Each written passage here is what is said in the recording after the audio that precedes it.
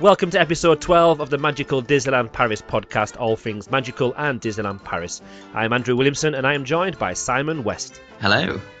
Each Magical Disneyland Paris podcast will have a different focus, be it an attraction, restaurant or special element of the Disneyland Paris world.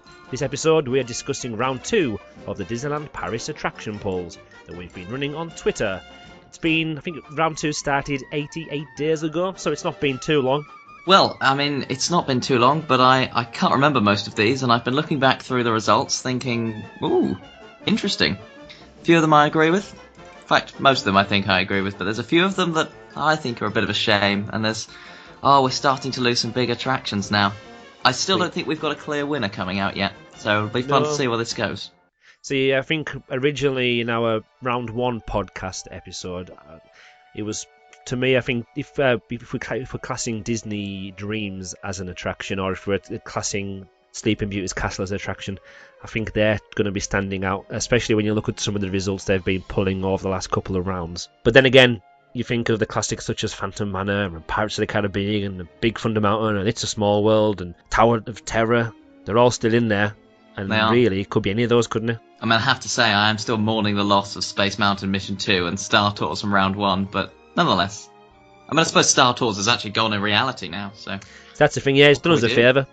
The voting has done us a favour. We don't have to talk about Star Tours, as it is no longer here anymore.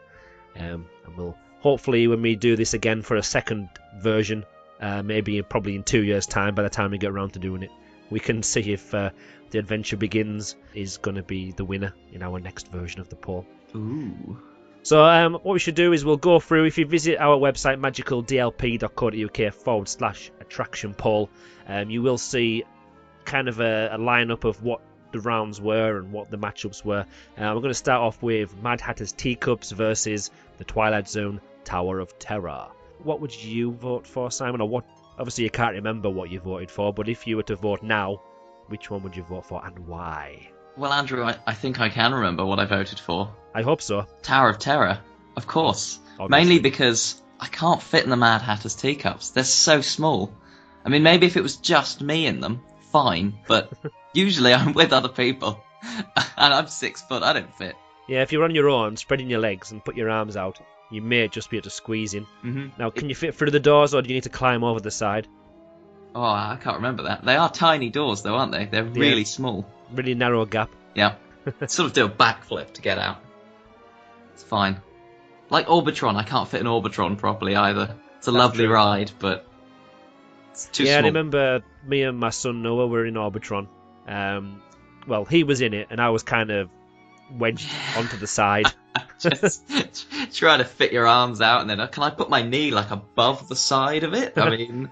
Yeah, straddle it, put your legs on either side. I think that was my method of transportation that evening. Yeah, I do like Mad Hatter's Teacups. It's a nice ride, especially when you want to go on some attractions that are a little bit more tamer and I wasn't going to say more themed. They're not really more themed, but I don't know. Well, I mean, you say it's tame, Andrew. You say it's tame. Yeah. But those things spin really fast. Depends who you're sitting in the teacup with. Well, that's true. I mean, I just sit there like, if there's something to play with in the middle, go for it. Fast as we can. This isn't an explicit podcast, by the way. Rude. Anyway, but yeah, on Twitter, when this poll came out, I actually commented, Tower of Terror gets my vote. And then it's quite funny because Cafe Fantasia then said, alas, you aren't allowed to vote on your own Twitter polls. And not to read every single tweet one by one, but I did reply by saying, but not on this account, I can't vote. That does mean I've probably got another 10 Twitter accounts somewhere, which may or may not have voted for the Tower of Terror. Well, I mean, I think judging by most of the comments, I think Tower of Terror was going to win anyway. Yeah, we got Jeff from DLP Town Square. He said he liked both, but the immersion gets his vote, and that's why he's going to be taking a ride on the elevator, which is Tower of Terror. Spyglass Hill, obviously Tower of Terror. It wasn't that obvious though, because DLRP Wonders Nikki, she said Mad Hatter's Teacups always, and there's a lovely picture of her riding the teacups with her Minnie Mouse or Mickey Mouse ears on. So there wasn't many people, although I'd say in the end, it was 71% for the Tower of Terror against 29% for Mad Hatter's Teacups. So, a bit of a storm and win there for the Tower of Terror. Yeah, nearly 30% though. Not bad for the teacups. Not bad. Yeah, if you compare them, and if you compare the budget of it, when obviously the Mad Hatter's Teacups were there for the opening day, and the Tower of Terror is kind of an import from the different parks. But when you compare how much money it would have cost, even just to sort the ground out for the Tower of Terror, must have been probably double or triple the cost of the Mad Hatter's Teacups. I should think so. But, Mad Hatter's Teacups is very much a Disneyland classic. Although, I suppose flip side of that, Tower of Terror, I would call that a modern classic. Yeah, I'd agree with that, yeah. I know we've mentioned this on previous podcasts, especially the Tower of Terror episode, but to have the random drops that the other park or some of the other parks have would just add even more to this. And recent years, which we haven't really mentioned, apart from when we came up with a similar idea on the Tower of Terror podcast, which park is it? Is it Walt Disney World that's possibly going to get a real bar in the Tower of Terror attraction building? I'm pretty sure we did come up with that idea on our podcast. I mean, I think we said a restaurant on the roof, but the restaurant bar, very similar. Whatever we said it was a licensed venue on the attraction. Mm-hmm. We didn't say whereabouts or what they were serving. So royalties, please, come on. Yeah, just send a check, but ask for our address. It's royalties@magicaldlp.co.uk. Mm-hmm. Next up, we had Peter Pan's Flight versus Big Thunder Mountain. I'll start with this one. I do like both the attractions, and if we were going just with what the queue line was like, then I would probably vote for Peter Pan's Flight, because, as I've said previously, I don't like getting stuck in the Big Thunder Mountain queue. Sadly, it hasn't been open for quite a long time now as the refurbishment's happening. I haven't actually been on the attraction for a couple of years, but I did vote for Big Thunder Mountain. I'm surprised you say that because, I can understand that the Big Thunder Mountain queue, A, is very long, and B, it does a lot of sort of winding around, just an old Western building, but I can't feel that Peter Pan's Flight's queue is much better than that. There's a lot of weaving, it's generally the queue's pretty long. To be honest, both of these rides I tend to only go on if I can get a fast pass for it. That's true. I'm probably going off, obviously I go to Disneyland Paris at a certain time of year, normally February/March, and Peter Pan's Flight normally, if you catch it at the right time of day, the queue isn't that bad. So I've never actually really queued for long on Peter Pan's Flight, whereas on Big Thunder Mountain, every time I go, no matter when, it's always been full to capacity, and you're going to be queuing for a good 60 to 70 minutes at least. That's interesting because, certainly memories of the last time I was there. Probably not during Extra Magic Hours in the morning, but definitely during the day. Peter Pan's Flight was rocking up a sort of 40, 50 minute queue, which, it's a great ride. Lovely theming. But, that's a long queue. I think we've mentioned this before as well. Adding some extra interactive features. I don't think it's going to be happening anytime soon, but Peter Pan's Flight is closed for refurbishment at the minute, but I don't think they are going to change the queue system because they refurbished. It might have been California, it might have been Florida, I can't remember. And they did add into the queuing system some more interactive elements, but I don't think they're coming to Paris by what the rumour mill has been saying. Yeah, it is a shame. Because, again, those kind of interactive elements do make the queue line feel shorter and it feel more immersive, and it also gets, just if you don't notice many changes in the attraction because they've kind of just upgraded the technology but kept it all the same, and they've kept the decor the same, it just looks fresher. A lot of normal, in quotation marks, normal guests maybe don't notice that, whereas if they've visited a few times and they notice, wow, we've got some really good features in this queue line now, that's when they've noticed the difference. So, but again, if it's all about refreshing the park for the 25th anniversary, making it look like it was on the day that it opened on the 12th of April 1992, then they can kind of live without these extra little features in the queue line. Mm-hmm. But of course, rumours say that the refurbishment to Big Thunder Mountain will be including some interactive elements for the queue line. True. So what I've just said about Peter Pan's Flight queue line, I take it all back when I'm talking about Big Thunder Mountain. Yeah, just the interacting with some elements at the start of the queue that'll end up having an effect somewhere down the line, or just winding up some cogs or doing different things. Just kind of takes your mind off things, doesn't it? It does. It does. I mean, well, from my experience, they're both long queues. Clearly you disagree. But nonetheless, I mean, standing in a queue is always a bit boring. I mean, neither of them have sort of pre-shows particularly, so yeah. Something to play around with, something to take your mind off standing in a line. Always take your mind off the netting on the side of the windows. Oh, that's true. Which we discussed previously. Oh, I'd forgotten about that, but you've brought it back now, Andrew. Maybe, who knows, they might have thought of a way of solving that issue while it's being closed for this year, and hopefully they will no longer be there. That'll be nice. We can dream. We can dream. I was shocked with how big the gap was between Peter Pan's Flight and Big Thunder Mountain, even though a lot of, when you hear people talking about it and see the Twitter feeds and Facebook and forums, Big Thunder Mountain does come out a lot more than Peter Pan's Flight, so I was expecting Big Thunder Mountain to win, but with 83% of the actual votes compared to 17% for Peter Pan's Flight, I don't know, I was quite surprised at the gap. It's a commanding victory, really. Which is, yeah, I agree. That's quite surprising because Peter Pan's Flight that is something that everyone likes. It's a different ride, being that it's suspended and, the colours and the lights and sort of flying out of a room and then flying over London. It's all, very nice. And again, it's a classic.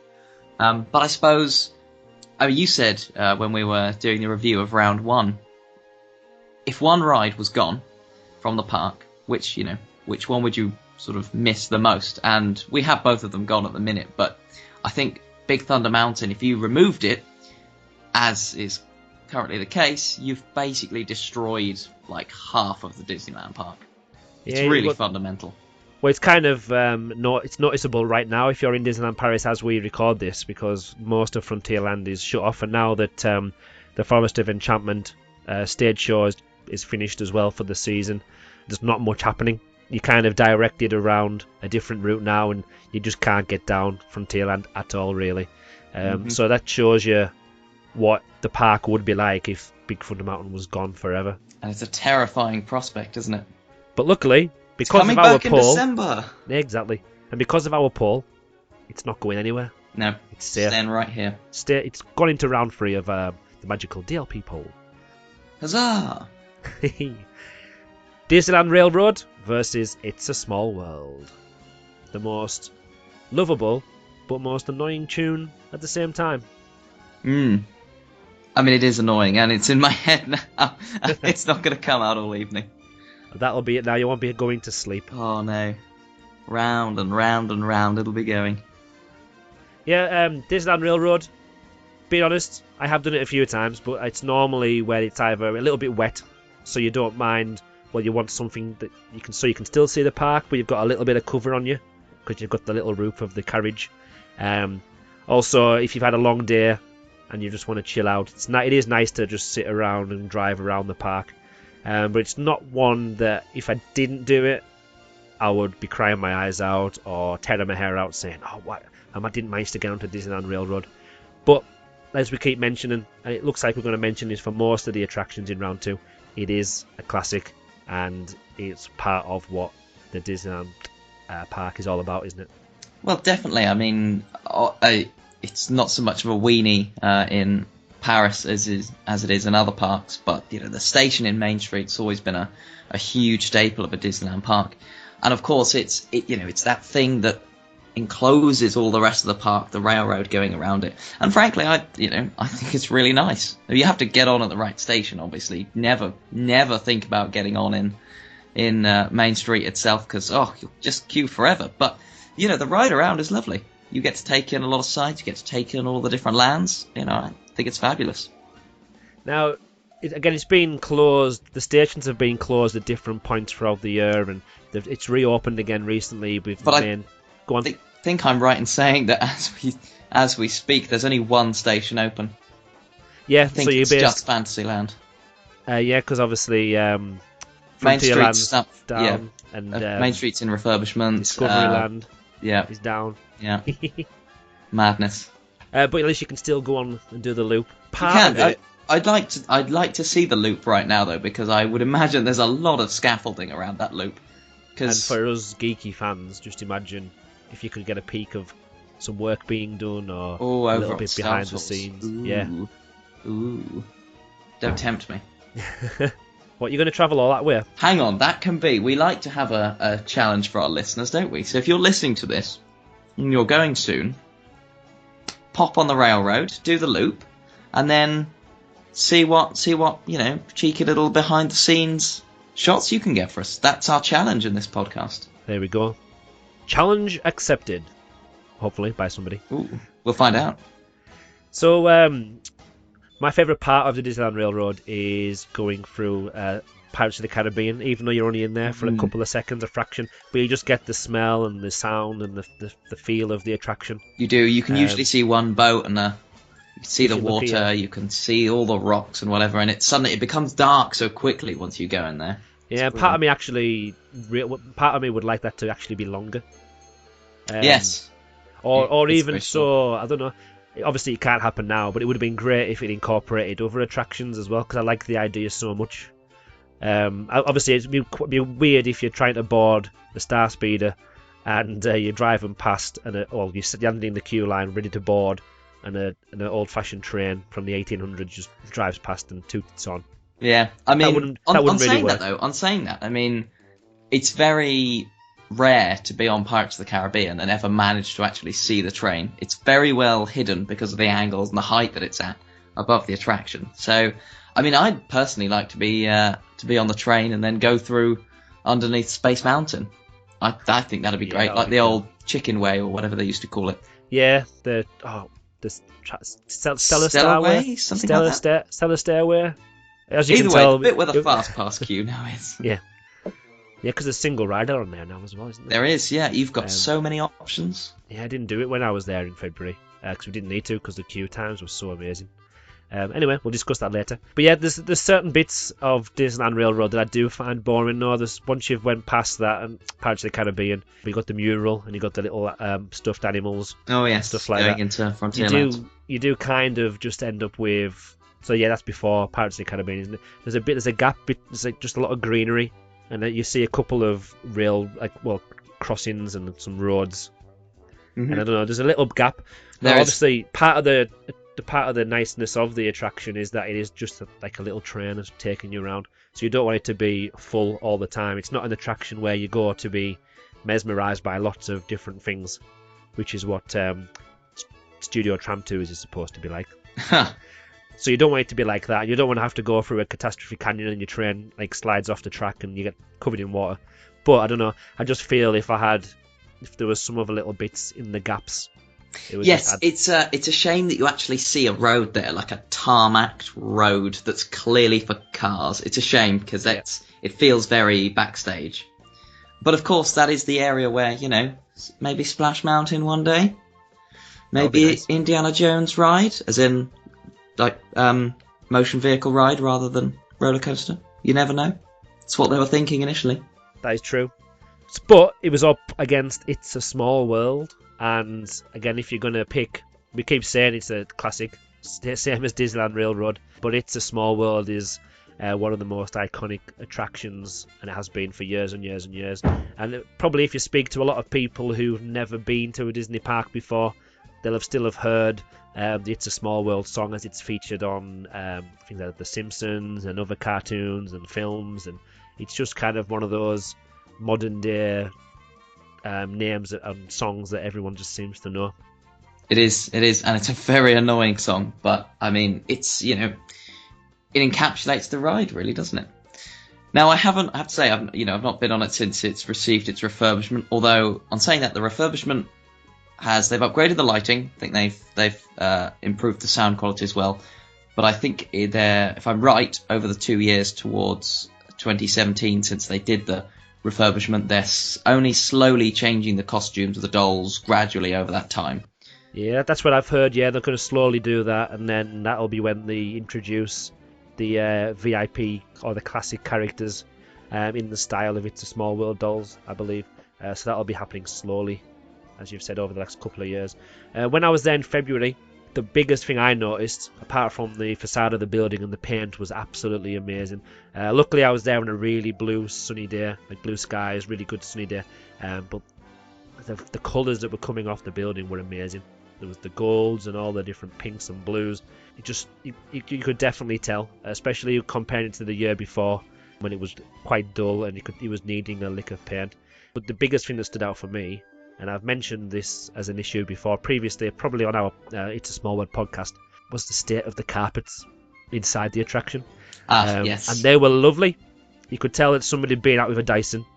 Other brands are available, but Dyson can send us a free Hoover. Well, Dyson if they like. Yeah, just James Dyson himself. He could just pop over with a Hoover one day. Thanks, James. If he pops over with a Hoover, though, that's another brand name, isn't it? It's It's a vacuum cleaner. it We should be talking sucky about. thing? A sucky thing that sucks Yeah. up things. Yeah, But yeah, the carpet. It was always my bugbear for some reason, apart from the ceiling, And the which I roof. think's still the same. Yeah, the ceiling's still the same, but it's probably just a bit more bluer, or a darker blue, I think. But yeah, the carpet, there was no like spiders, webs, dirt, coins, anything. You could tell that they've actually taken the time to do a deep clean. Now I can imagine, because I went in February and it's now May, it's probably going back to the similar standard as it was before, unless they're doing something about cleaning it more regularly, or unless they've done something, put a special coating on the carpet so it repels all dirt. If so, I want a spray of that, and I want to get some of that in a tin. yeah. Oh, my room could do with that here at university. Crikey. Although, mind you, I mean, my room could do with me actually cleaning it, but you never know. Whatever. I'm a uni student. It's not what I do. Oh yeah, you can do that when you've qualified. Yeah, you have exactly. You have to move out of your accommodation. That's when you find, well, that's where my dissertation was from 2 years ago. I thought I started there. But yeah, It's a Small World. I was really, really impressed. And I think we done it twice actually on our recent trip, and that was just because I wanted to go and see how nice and clean it was. And there were still a few of the animatronic dolls that weren't working.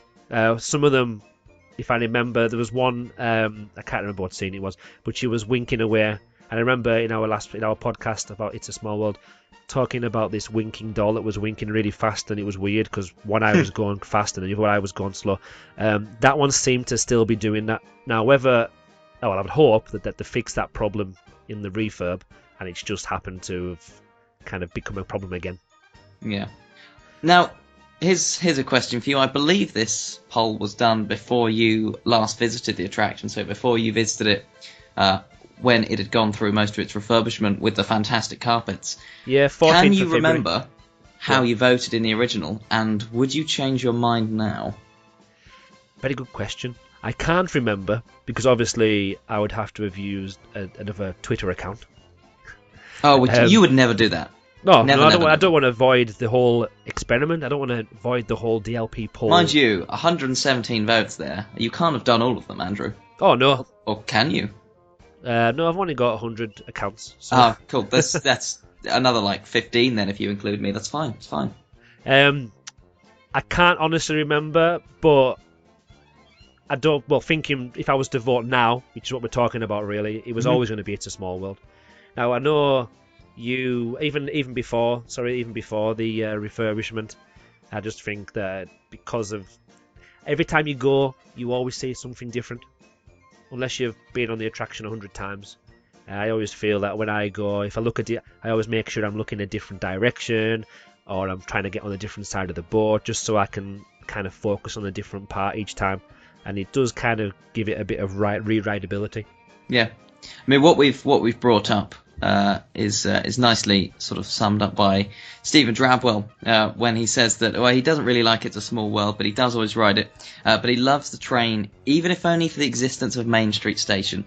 And I mean that's such an important point. You know, these two rides have, you know, they've got so much value in themselves, but also the fantastic Main Street Station and the fantastic facade, particularly with the new colours that It's a Small World has. You know, these attractions are weenies in themselves, and that's. It would be such a loss if we lost either of them. Will it be a loss if the Disneyland Railroad was to go, because it would take with it all the decorations that get put on there? Now, I'm kind of on the fence with this one. When I was there in spring, wasn't actually the spring season this time, so it was a year ago now. the big flower or the big daisy with the big petals on Main Street Station. At the time, that was a really big talking point in the DLP community. When I was there, I liked it and it worked. But when I was viewing it through Twitter and through videos, I wasn't really 100% sure about the big flower being stuck up on there on Main Street Station. And I really wanted to see it just as it was meant to be, the Main Street Station. What's your opinion on that? Yes, again, I'm not sure. I mean, I tend to be there sort of summery kind of season, so I often miss any things that they put on. I think I can remember seeing... I believe they put a big 20 on there. I think that's the last thing that I would have seen attached to Main Street Station. Yeah, and I didn't particularly like that, personally. I don't know, it's such a gorgeous looking building, and generally the stuff they put on there is a bit plastic looking. So, not for me, personally. Going back to the comments on Twitter, somebody called Simon West said, Andrew, I just don't know how to decide. The railroad is a staple, but Small World was my nan's favourite attraction. Was my nan's favourite attraction. I had then suggested that we flipped a coin, or you flipped a coin, and drum roll. It's a small world. Yeah. Look, that was in synchronization. That was stereo. How good's that? We've been speaking on podcasts for far too long, Simon. Although 12 episodes in about 2.5 years isn't that many. But anyway, that's a different talking point. I'm sure Stephen Drabwell will email us in and tell us how long it's been between each podcast. Sorry, Stephen. It's been so long. But yeah, 72% of the vote goes to It's a Small World, and only 28% for Disneyland Railroad. It's kind of where I probably expected that one to go to, if I'm being honest. I think so, yeah. I mean, it is almost more the station that makes the railroad rather than the actual trip round. There's nothing that exciting about it. That's true. And because it's an attraction poll, I would hope that people are picking or voting on the attraction side of things rather than just that looks nice when I walk underneath it. Although, on saying that, the Sleeping Beauty's castle is doing really well. But it's up against something that shouldn't really be in the category, but we'll discuss that in a minute. Oof. Well, maybe not in a minute, maybe about 2 hours' time. We're quite slow with this. We like these attractions. Rock and Roller Coaster was up against Pirates of the Caribbean. Again, I keep saying again, I need to stop saying again. I've just noticed as well, in the last couple of weeks, my students have been reminding me, "Sir, why do you keep saying realistically?" Every 5 minutes I just keep saying, "Realistically you should do this, realistically it should look like that." And I didn't realise it until they started taking the mick out of me. Oh, Andrew. I can take it. I can give banter when I receive it. It's fine. But it's just when I keep saying, I forgot what it was I said now. What did I keep saying? Again. Yeah. Again and again and again. Again. Again. But Rock and Roller Coaster is one of those attractions that not every single visitor is going to do, especially if you're a family. Maybe there's a father and a son, a young son, or a mother and a daughter, or 2 parents and 2 children who are really young and they don't fancy roller coasters. So Rock and Roller Coaster is one of those thrill attractions or roller coaster attractions that not many people, well, not many, quite a lot of people, but I would say maybe 20-30% of the people going there are never ever going to ride or get onto the Rock and Roller Coaster. Yeah, I mean, it often doesn't have particularly huge queues. Sometimes you'll see it and have like a 40-minute queue, but I think often it can sometimes even be down as low as 5 minutes, which, I mean, for a roller coaster which the Virgin in Florida constantly has queues of, an hour, maybe even 2 hours, it's interesting that here in Europe, that doesn't appear to draw the crowds.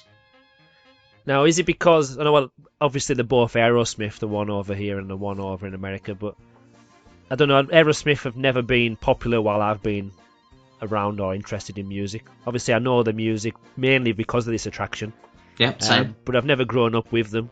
And I can imagine most of the people that are visiting now will know of them, but won't really know or really be fans of them. Would that be something that stops people going on it? Or perhaps, but I could only imagine that would be more of an effect when the ride actually opened. I mean, as we said, you can compare it quite easily to its equivalent in America, but that still has huge queues.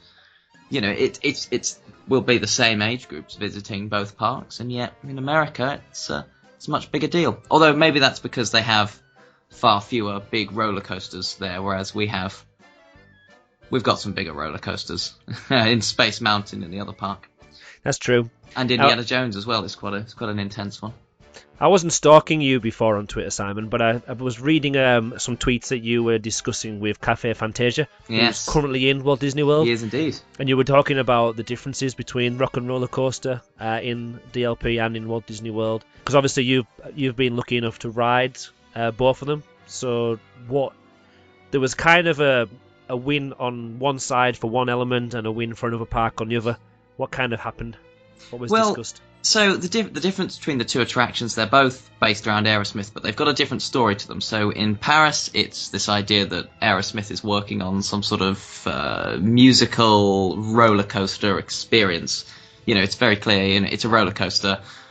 It's got some stage lights. You listen to music as you go around. In Florida, it has what I would call a real story, and that's that you go into the, you know, exactly the same sort of pre-show area as you do in Paris, but the sort of, I don't know, their tour manager or whatever comes in and says, "Hey, Aerosmith, you know, you can't talk to these guys right now. You've got to go to a concert." And they go, "Oh, okay, we'll go to a concert, but these people are with us. We can't go to the concert without them." So the whole idea is that you board these stretch limousines and you have to race to the concert to get there because you're late. So instead of going around and there just being loads of stage lights, you've still got the music, but you go around and you see all these Hollywood signs and you fly through, you know, the Hollywood in the Hills signs. You know, it's all very big and cartoony, but it's all sort of this rush around Los Angeles. You know, it's not a sort of realistic kind of thing. It's all very cartoon, but personally, I just feel like just going around and having some stage lights. The lighting's great, it's fun, but I want some nice big sets. And like I say, you know, my favourite bit of it is that you see the Hollywood and the Hills sign sort of illuminate in front of you, and then you dive through the O in the middle. And I just think it's great fun. I just think it's got a bit more pizzazz than the one in Paris. Yeah, that's the thing. Cafe Fantasia disagrees with me, however. How does he say? I can't quite remember what he said exactly preferred, but either way, no, he preferred the theming in Paris, and he's certainly not alone in that. There was quite a divide on that chat actually between people saying that, oh, I prefer the theming in Paris, or I prefer the theming in America. Do you think that the outside of the show building in Paris also might have an effect on people going that far? Oh yes, it's really ugly. Because obviously you've got about 10,000 squared miles of concrete in front of it. You've got Armageddon. There's not really much more happening around there now. You've got that umbrella, which occasionally gets rained on. It's a little bit green and funky now because it's had so many years of mold and rain on it. I mean, do they change that depending on what the weather's like? Do they just switch it on in summer? Well, yeah, there's no point switching it on when it's like raining for real, is there? Yeah. People don't use it as an attraction; they use it more of a place to keep dry. I mean, the thing that I like about it is that, I mean, the amount of water that you need to get a good picture of rain, there's not enough water anyway. Just a little drizzle. It is, yeah. Yeah, I have one memory of Rock and Roller Coaster from a few years ago now. Obviously, the onboard soundtrack is a great element, and it adds so much to a lot of the attractions at Disneyland Paris. But it kind of failed on us one time. We were on the attraction. It must have been a slow point. We were going up some kind of little lift hill or something like that, and the music completely stopped. I think we were listening to Dude Looks Like a Lady. Oh, it's a good song. Luckily for me, a lot of the people on the train with us were all students anyway, so I wasn't too embarrassed to do this. But because it all went quiet, I just started shouting and singing it as loud as I could all the way around. You have to be the embarrassing teacher, don't you? You've got to be that guy. Oh, well, they all laughed and I thought it was amazing. Oh, very good. So they enjoyed the performance then, right? Oh yeah, they all clapped it. They all clapped at the end. Forget the roller coaster then. You were clearly better than it. So now it's one of those stories that I tell people, but the music's never actually failed on me ever again. So maybe the cast members have decided that we can't let the onboard soundtrack fail ever again. Can't be upstaged again. Or else Andrew will sing for us, and it's just going to destroy the roller coaster. The vibrations of his horrible voice will knock out a few screws or something like that. And, I mean, maybe that's why the people voted for Pirates of the Caribbean to win then. They just didn't like your singing. We don't need to speak much about Pirates of the Caribbean, really, do we? After having one of our first podcast episodes about the attraction. That was a long one. It has got quite a lot of love as well, and a lot of love being an understatement there. And of course, if you want some of that love, Dedicated to DLP is the place for you.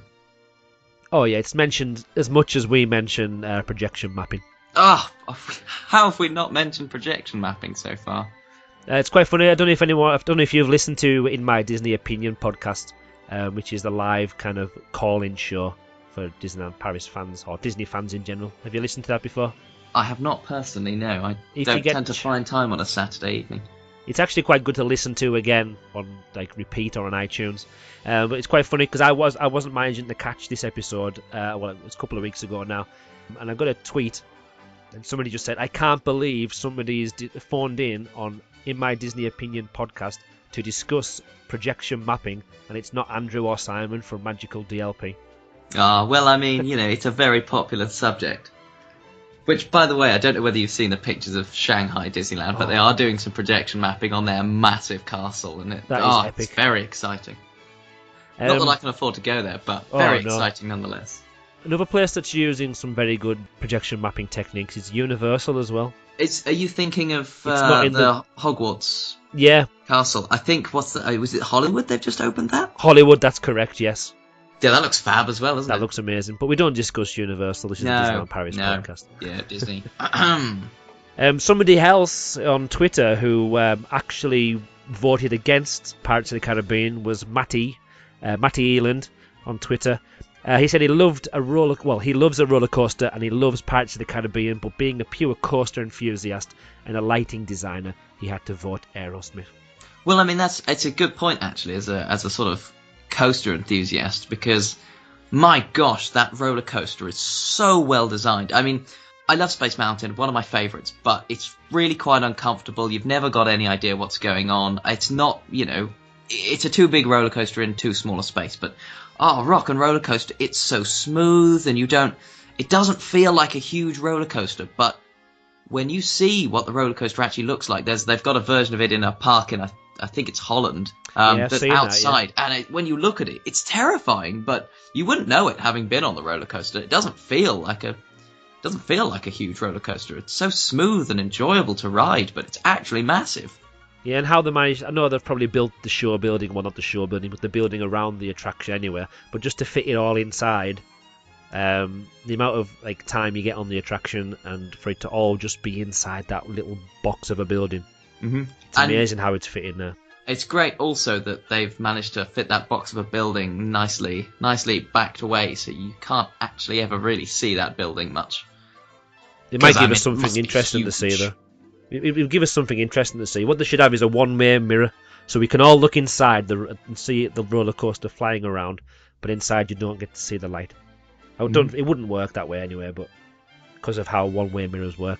But it just gives you something. And I remember as well when, because Rock and Roller Coaster's shut at the moment, isn't it, for refurbishment? It is not a big refurbishment, not one of the run-up to 2017 ones, but just sort of casual maintenance. Maintenance. Routine maintenance. I don't know, yeah, they're just sort of walking in there, having a picnic while they're doing it. It's all very casual and nonchalant. Wearing some Converse. Yeah, they're all in shorts. Yeah. Newspaper under their arm. Yeah. That's how people roll these days, isn't it? That's how they rock and roll these days. There we go. Linking it back to what we're actually talking about. One thing that they should change on the show building is the really big CD or the big disc that's outside. I remember seeing a few weeks ago now when it first closed for refurbishment that they should be changing that disc to at least like an MP3 player or a memory pen, USB stick. It's funny, I saw that tweet of yours, and I hadn't thought of it until you said that, but actually, I mean, yes, I haven't used a CD in a long time. And I can imagine there's a lot of students, a lot of guests there that will never have ever used one and never will use one again. Really? Do you think? Oh, yeah. Andrew, you've just made me feel really old. No, you'll be surprised. I've got 15, 16-year-olds now that if I've said, well, they've actually, on the side of the PC towers, we've got a CD drive or a DVD drive. Of course. Obviously, they've seen DVDs and discs for the PlayStations, video games, and Blu-rays, stuff like that. But when it comes to listening to music or having a game, like a PC game on a CD, they've never heard of like a compact disc before. Whoa. So if they wouldn't have obviously not all of them. Maybe it's just my deprived area where I live.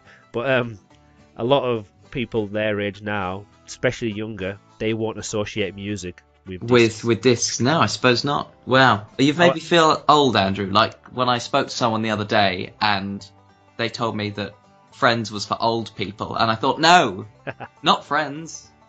But yeah, I suppose times change. So yeah, even though we've discussed quite a lot about Rock and Roller Coaster, it did lose the vote, and it was 28% versus 72% of Pirates of the Caribbean.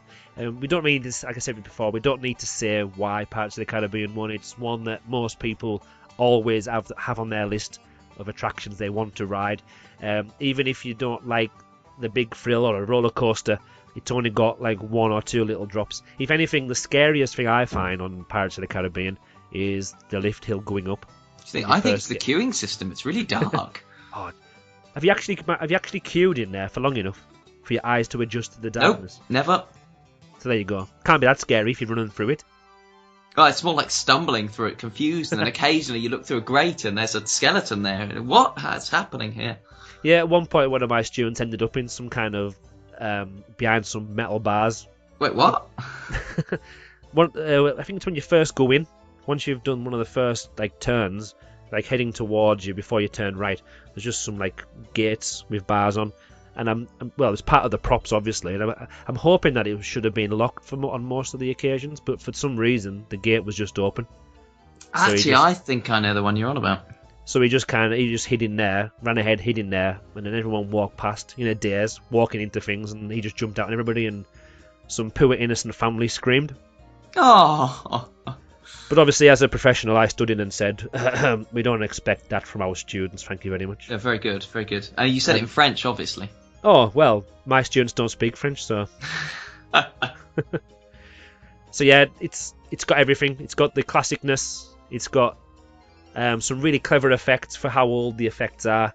They will, of course, be changed in the refurbishment at the start of 2017. We'll get Jack Sparrow with his funky sword fighting animatronics, and then we'll also have new weather effects in the final grotto scene. Should be cool. Have you seen Shanghai's version? Yes, but I haven't watched any POVs or anything yet because it just looks so different and so cool. I sort of want to leave it. Yeah, I've only seen a couple of clips, but obviously they've used some kind of projection mapping and some kind of screen and real world props and animatronics as well. And it's just everything just works together so amazingly. But in some ways, would that be too polished and too modern? I think it probably would. Well, maybe. I mean, I'd have to ride it to find out. Someone pay for me to go to Shanghai, please. I've got the perfect people who can get us there. And it's staring me right in the face. I've got a pen in my hand, and that pen says Holiday Hamster. Oh. holidayhamster.co.uk. Martin Walker and his lovely missus. They sent me a couple of pens for mentioning them a couple of weeks ago. And here I go again, I've mentioned them again. Fantastic. So I wonder what deal they can do for Shanghai. We'll see what's coming up in the future. Me and Simon would love to review it for our podcast. Oh, that would be a long podcast episode. I don't think we'd ever shut up. That would be a year's worth, surely. Well, I mean, someone's got to be, willing to put in the money for that sort of length and quality of media, right? Of course. If not, we can do a Kickstarter campaign. Yeah. Everyone puts £1 in. That's at least £100. Yes. That'll cover maybe a fifth of one flight. We're not going to be able to discuss the next round or the next matchup very much, apart from the Dumbo part of it, because Ratatouille, the adventure, is up against Dumbo, the flying elephant. Indeed, and I've still not done Ratatouille, and I've decided I'm not even going to consider going this year because of all the refurbishments. So what we're going to do about this Ratatouille, the adventure then, because we don't want to go into much detail, because we don't want to spoil it for you, Simon, but then again, the listeners want to hear about it. Oh, the listeners do. Well, I mean, we have talked about it before. I'm pretty sure we talked about it in the last vote. Or with Chris van der Sand. Oh, in the last vote, sorry. In the last vote? No, you're thinking about Star Tours. You're getting very confused, Andrew. No, Chris. I'm sure Chris mentioned it a little bit. I think he probably did. But Dumbo the Flying Elephant, I don't actually remember ever doing this ride. I think it's always been shut down or been refurbished when I've been. I think it was in refurbishment when I was last there, actually. I'm pretty sure I must have been on it, though. I can't remember it, but I must have done it. It seems very similar from what I remember to Orbitron or to Flying Carpets over Agrabah, as a kind of spinning around, going up and down. It is quite popular though, and I want to say that in Walt Disney World they have a couple of these. They don't just have one. Yeah, I think that's true, and I think might have been California or somewhere where I think they were building a second one. They were doing it at the same time that Paris was opening, and then they got one ready for Paris, but they really wanted the one in California or Florida the second one to open sooner, so they just shipped over the one from Paris, built it there, and Paris had to wait for the other one to be built. Blimey. I think that's true. It's something vaguely like that. I can see why though, especially if you're in Fantasyland and you've got all those little kids running around dressed as princes and princesses. Put them on an elephant. Put them on an elephant. Elephants never forget. Exactly. So it's one of those, yeah, because it spins round for its 1 minute, 2 minutes, or whatever it is, and I can imagine, well, the capacity is quite slow. The kind of turnaround period of the attraction once you've unloaded everybody. So if it is quite a popular one and it takes guests out of the park and into a queue, then having an extra version of Dumbo in the other parks isn't a bad idea. Probably very sensible. Something they do in other attractions as well. But I think it's just a bit silly how you walk around. I don't know if they're close to each other or they're separate from each other. But having them, like turning a corner. Wait a minute, I've just seen Dumbo. Am I seeing things? No, as far as I'm aware, they're just next to each other. Next to each other. There's just two of them there. You've got two eyes, so one eye for each. Yeah, exactly. The Imagineers have thought this through. I mean, I can only imagine, obviously, that the experience of Ratatouille the Adventure is far superior to Dumbo the Flying Elephant. Certainly in terms of technology. Well, it uses big screens. Well, yeah. And it uses a trackless Omnimover type of Doom Buggy type ride system. It's trackless GPS. And they do dance. Boy, do they dance. It's like a nice ballet. Oh, sounds fantastic. I'm looking forward to it when I finally get around to it. So yeah, without going into much detail, the technology, I love Ratatouille the film. And Le Place de Remy, of course. It's probably the highlight it is the highlight of Walt Disney Studios, isn't it? So I think it's very fair that Ratatouille wins with 87% of the vote versus 13% for Dumbo the Flying Elephant. Yeah, so far, that is the biggest winning margin that we've had in round 2. It's a good margin. It's impressive. The next one, again, we should only... I said again. We should only focus on this for a couple of seconds, especially when I say the words Disney Dreams versus Meet Mickey. Wow. Well, we'll start with Meet Mickey. Meet Mickey is not a bad building to meet Mickey Mouse. If you're not a fan of queuing, we queued up with Noah on one of Noah's first visit a few years ago now. It was quite nice. You were inside like a little theatre and there was old Mickey Mouse cartoons on and Noah really loved them and the time didn't drag in, even though it was probably quite a long queue. Then you've got Mickey in his own little kind of dressing room area with all of the props and memorabilia and different things. So it's a nice place to meet Mickey, but you can meet Mickey in quite a lot of other places as well. So I don't think if this was ever on a list against any other attraction, I don't think it would get my vote. Probably even against Armageddon, which is a big statement. Crikey. But it's nice. But you can meet Mickey Mouse in quite a lot of places. You can, and it's also sort of using up a theatre as well. Which is a bit of a shame. I mean, do we need to say anything about Disney Dreams? We've done a whole podcast on it. We've talked about how fantastic the projection mapping is. We've talked about how fantastic the story is. And, well, I mean, let's be honest, all of these... most of these comments are just saying how utterly spectacularly amazing Dreams is. I'm not sure we can add anything, really, other than just saying that it's extraordinary. All I can say is you need to listen to a previous episode of Disney Dreams podcast. It's all covered there very well. In serious depth. And with a lot of love for projection mapping. A lot of love. Oh, I got an email from a projection mapping company the other day, actually, reminding me that a new version of their software is available. I don't know if anyone can remember this far back, but a couple of years ago, I kind of created a magical DLP version of Dreams, which kind of lasted about 2 seconds, but it was Elsa from Frozen projected onto my wall in the door frame, and then I had all sorts of different things moving in the shape of the door, and it was so magical. And that was me playing with projection mapping. If I had more time, I would like to devote at least 80% of my life to turning my whole house into a projection mapping canvas. But I need to speak to the neighbour across the road and ask if she doesn't mind hosting the projector and computer. Yeah, there's nothing else to say. 91%, Disney Dreams won it. So that pips Ratatouille now as the highest margin in the round 2 votes against Meet Mickey with only 9%. I'm quite surprised that 9% of the people actually voted for Meet Mickey, if I'm honest. I mean, I suppose it is Mickey Mouse. I mean, it did all start with a mouse. It did, if you believe all the stories. Ooh, controversial. Next up, Motors Action, or Moteurs Action, versus Disney Studio One. I mean, I have to say, I can't believe this result. I didn't realise Disney Studio One could be counted as an attraction in any way. Why isn't Main Street an attraction? This is very true.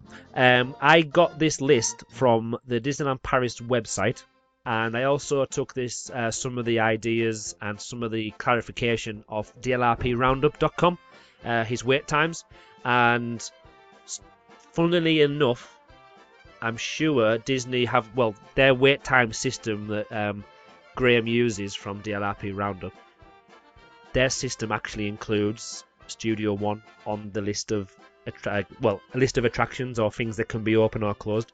Even though there's never a wait time on it, you'll be surprised that. And also, if it's either open or closed, I mean, the whole park is either open or closed. That is true. But yeah, it's one of those. There's nothing. The thing itself's an attraction, but like you say, why isn't Main Street in there? Very strange. I think there's a very clear answer to this. Walt Disney Studios Park doesn't have enough attractions. That's true. So we'll add some more to the list by making this big building you walk through with a fast food restaurant inside an attraction. Yeah. I mean, amazingly though, it's beaten Motors Action, which I think is a travesty because I love Motors Action. It's great. How many times have you seen it? If a you lot. Can remember. A lot of times. It's not. I watch it every time, and I'm always still impressed by the stunts. I got annoyed last time when they'd cut out some stunts, and Lightning McQueen turned up and drove very slowly across the front of the seating area. But now the stunts are great, and like the guy on the bike setting himself on fire. It's great. It's exciting. See, I've always enjoyed it, and I have done it most of the trips I've been on. But by the time you've queued up for it, and then you've sat there and watched the whole show, and then you kind of leave. I don't know, I'm just thinking now in my head I could be going to do something else or do another attraction in that time. Something I haven't seen before, or something that, I don't know, it's not as, even though most of the attractions are all similar because there's no random element to them until we get Star Tours, the new version. But I just feel that it's something I've done once now or a few times, and unless they change it dramatically, there's nothing else that's going to get me to go and see it again, really. Yeah, I mean, I do think that's a fair point. And it takes a lot of people out of the studios into the stadium. And the Rock and Roller Coaster queue time normally dips a little bit as well, so you can kind of run on there a few times. Yeah. Okay. Definitely. It's a shame the Crushers Coaster and Ratatouille queue lines don't tend to dip very much. That's because it's at the other end of the Studios Park, that's why. Oh, the other end of that huge park. Do you think they could have some kind of big foam fingers that kind of direct people, say, right, everyone who's in the queue for Ratatouille, follow us, come this way, and just kind of push them into the Motors Action queue area. And then they're sitting there thinking, what are we doing in here? Yeah, why not? Why not? All we need to do is play a couple of songs and a couple of videos on the big screen from Ratatouille, and they'll maybe think that's the ride. Yeah, exactly. They'll forget about the GPS trackless stuff. And then we can just kind of rush round and go into Ratatouille instead of having to wait for 70 to 120 minutes. Sounds perfect. Studio One does actually have an attraction in it. A fast food outlet? No. Have you No? ever played with or seen the lights in Studio One that you can change? They're interactive lights. I know of these, but I've never actually wanted to stay in Studio One that much to warrant playing with the lights. Well, we done it this time in February. Was it good? Nothing else was happening, so I think somebody bought a snack from the fast food restaurant of all places for some reason. While we were standing there, we just seen this flight case. It's not even facing out onto the walkway, so you kind of need to be in the fast food restaurant a bit to see it. And I said to my students, just play with some of those buttons and some of those slides and see what happens. And they were doing it for a few minutes and nothing was happening. And then all of a sudden, if you look over I think it used to be Hollywood Pictures, or still is Hollywood Pictures, near the toilets on the other side, on the wall, there's a lot of spotlights, and they were changing colour, going on and off, flashing on and off. So you do actually get to control quite a lot of different lights. It's actually, it's one of those things, it's really good. If they advertised it, it would look boring and you would never want to do it. But because it's something that isn't advertised, there's no signs, and it's one of those secret... It's like a little Easter egg. Little Easter egg. It's kind of interesting because you could see my students who I was with were getting really excited and pointing and stuff, and there was people looking at us, and there was people pointing at the lights over on the wall, but they obviously didn't know what was happening or who was controlling it, because it was like some kind of underground rave that was happening in Studio One at the time. Some sort of underground rave. Sounds like my kind of scene. There you go. That's where you're going straight after this recording, isn't it, Simon? It is. Forget Ratatouille. Studio One. So yeah, 58% for Studio One versus 42%. It was going to be close, although really you kind of look at it and think, Disney Studio One, why is that winning over an attraction which actually has something like some kind of meat on its bones? But anyway. I mean, I agree with that statement, but there we are. Disney Arcade, or Discovery Arcade, sorry, versus Liberty Arcade. The two arcades in a big matchup. It was quite close. If you were to describe your favourite, I think I already know which one it is, but let the listeners know again. Which one is your favourite and why? Oh, I have a very clear favourite, and it's got to be Discovery Arcade for me. I'm not sure I could quite tell you why. I always get that sort of magical feel that you want when you're in one of those parks when you walk down Discovery Arcade. I don't know whether it's the posters on the side showing this sort of retro futuristic America. I don't know whether it's the few sort of models that they have scattered down.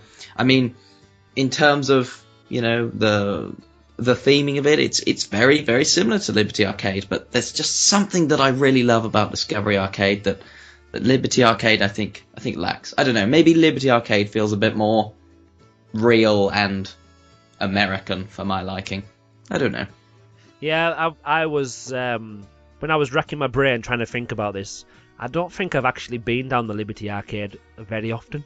I don't know how it happens, but I always seem to go down Discovery Arcade. It's not out of choice. Maybe it's subconsciously I've made a choice, but I always seem to end up going the right-hand side rather than the left-hand side if I'm walking down Main Street. Well, I mean, I think the other thing is, I think Liberty Arcade's a bit forgettable, frankly. Although on saying that, it does have that right in the middle of it. I think it's, if you come into it from Main Street in the middle, I think it's by Dapper Dan's, there's this sort of tableau kind of scene on a boat. I think it's got like Lincoln in it or something. But yeah, it's just like these ghosts on a boat, and it's really creepy. And I'm sure it means something to the Americans, but it doesn't mean anything to me, and I found it really creepy. Explorers Club on Twitter said, this was very hard for me. I really like both arcades. Liberty Arcade is way more cozy. Discovery has great artwork and models. Chris Van der Sand, our friend from our last episode, I always pick Discovery Arcade because it's the fastest way to Star Tours. Obviously going to be that answer.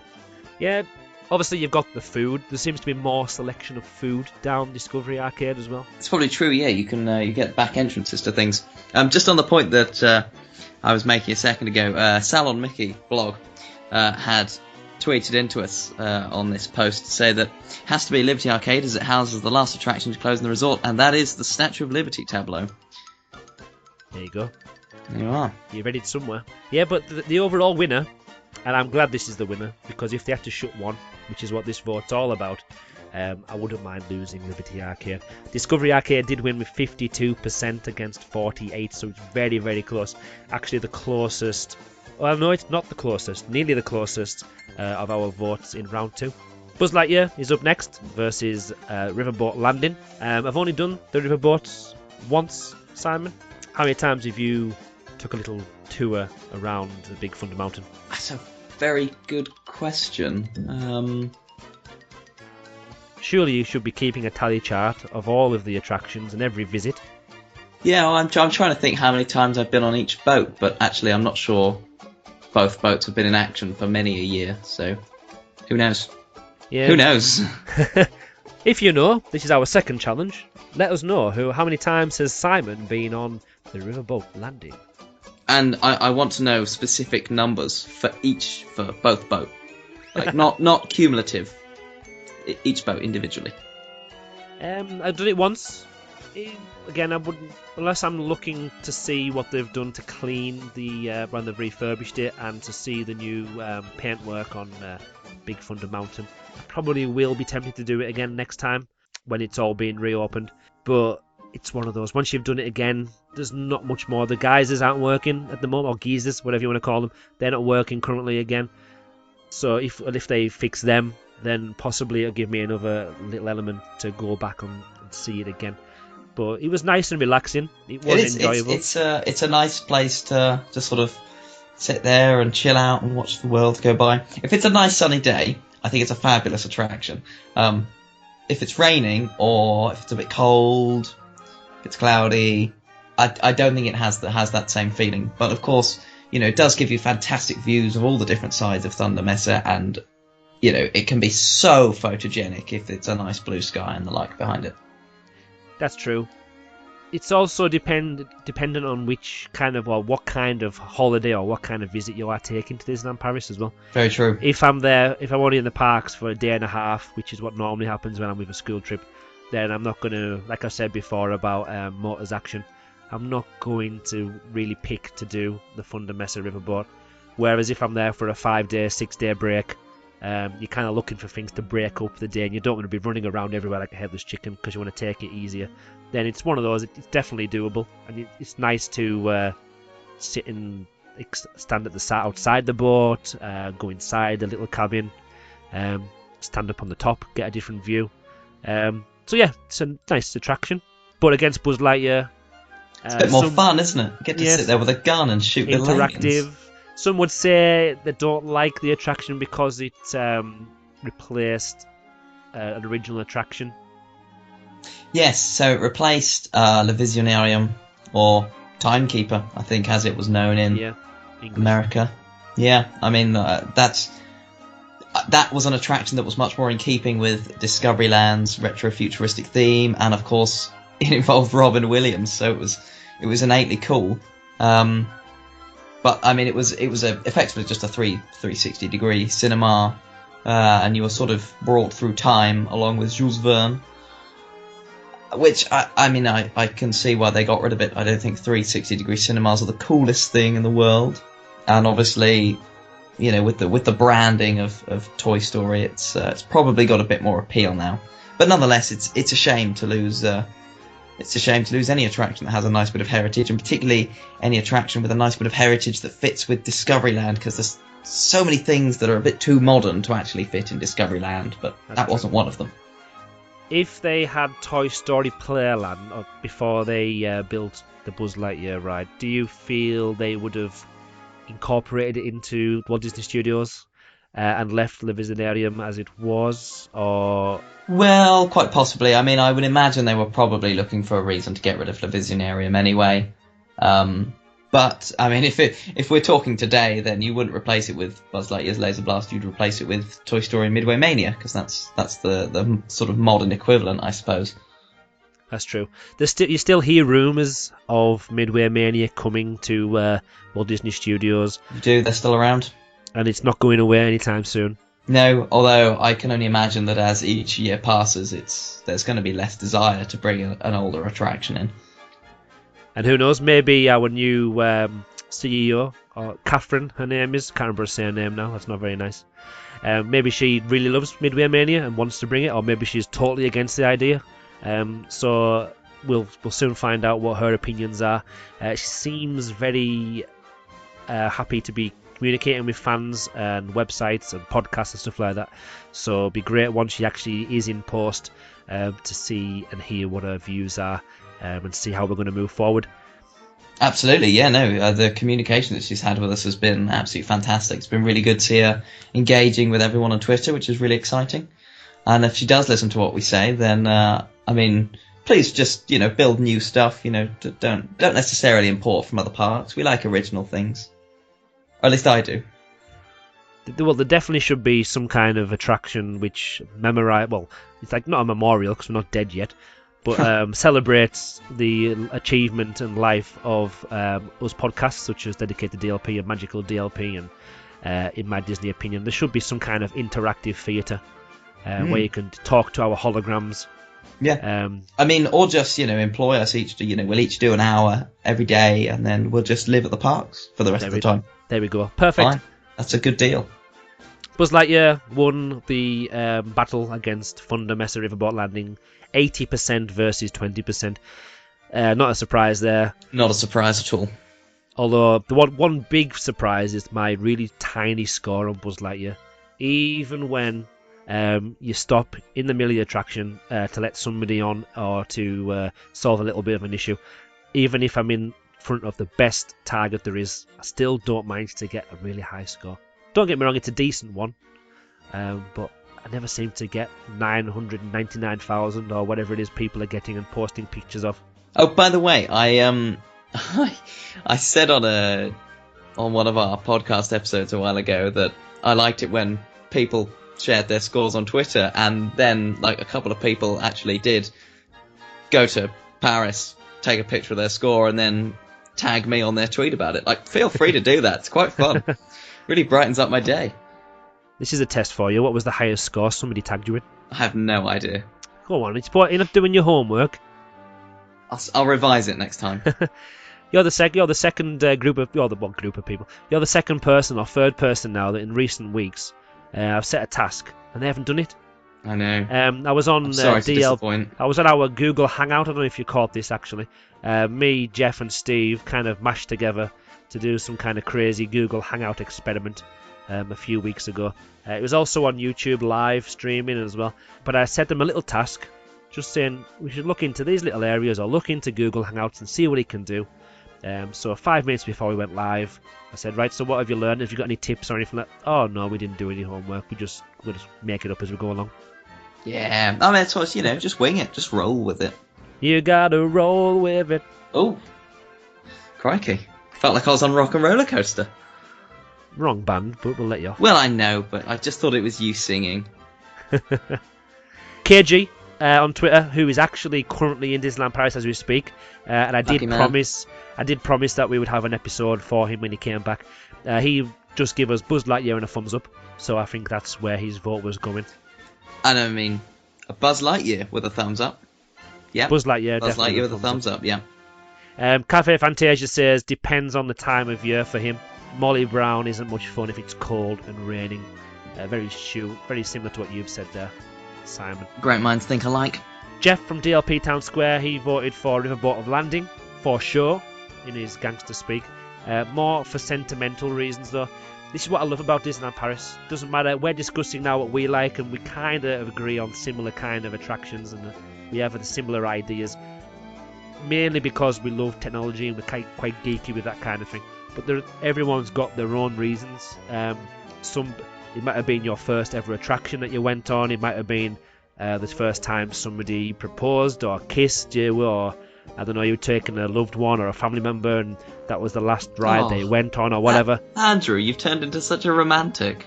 Oh, it's so cute. Don't tell my wife this, come on. I need to keep up the impression that I'm not, so that when it does happen, it's even more special. Oh, very good. This man's been thinking about it. There we go. But yeah, having a sentimental value or sentimental reason. That's kind of like any walk of life, isn't just in Disneyland Paris, but everyone's got their own opinion, and everything can be right in your head as long as you believe it, as long as it's what you want, and as long as it doesn't hurt anybody else's feelings. Obviously, you're entitled to that opinion. So even though I totally disagree with Jeff and Alan and everybody else, apart from KG and you, and all the other people who voted, because Buzz Lightyear got 8% of the vote, but yeah, everyone's entitled to their opinion, but you're all wrong. Buzz Lightyear was the winner and should be the winner. There we are. I like your French accent, by the way, Simon. So if you would like to read the next attraction poll in French, please. Pardon? Exactly. Right, let me... what is this attraction's name in French? It's I can't tell you that. Le Pays de Contes de Fées, is that right? Le Pays de Contes de Fées, yeah. Storybook. I was near enough. Canal boats. Because I was looking at the Twitter poll and it just says SBL Canal Boats. I was like, how do I say that in French? Come on.